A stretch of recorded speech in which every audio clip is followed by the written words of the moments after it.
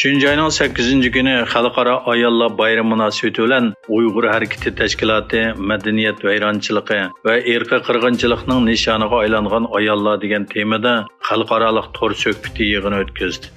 Bu suhbat yig'iniga dunyodagi o'xshamagan rayon, o'xshamagan millat mansublaridan bo'lgan ayol parlament a'zolari, mutaxassislar va faoliyatchilar qatnashgan bo'lib, ayollarning kollektiv shaklda ziyonkashlik uchrayotganligi, kishilarning ayollar ozodligiga bo'lgan xato tushunchasi hamda dunyoning har qaysi joylarida ayollarning huquqini qo'g'dashning muhimligi qatorliq masalalarda o'z fikrlarini bayon qildi.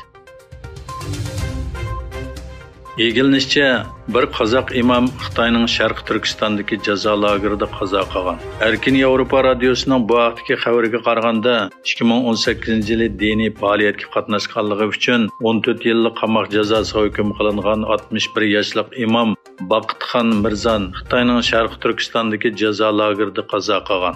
Mirzonning tuqqanlarining so'ziga qaraganda, Xitoy turmusida qazo qilgan boy imamning salomatligi uzundan buyon nachar ekan.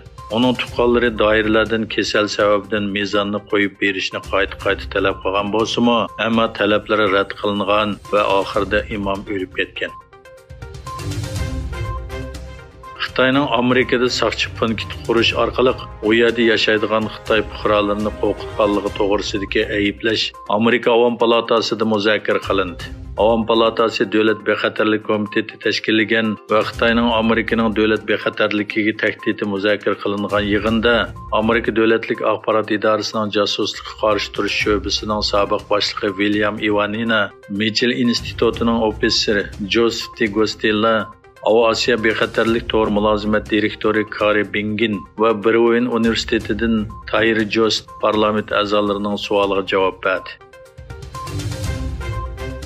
İran bilan Saudiya Arabiston 7 yildan keyin diplomatik munosabatni asliga keltirish va elchixonalarni o'zaro etishga qo'shildi.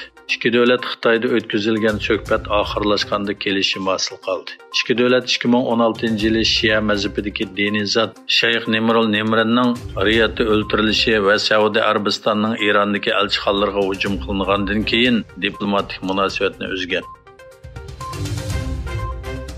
Xitoydan yangi bosh ministr tayinlangandan keyin kabinetning vaziyatini o'taydigan davlat kengashining a'zolari bekitildi. Yangi bosh ministr Li Chang riyosatchilik qilgan davlat kengashi 4 muavin bosh ministr, ministrlar, komissarlar va munosabatli organlarning boshliqlari bo'lib 31 kishidan tarkib topgan bo'lib, davlat kengashi tizimligi tasdiqlangan.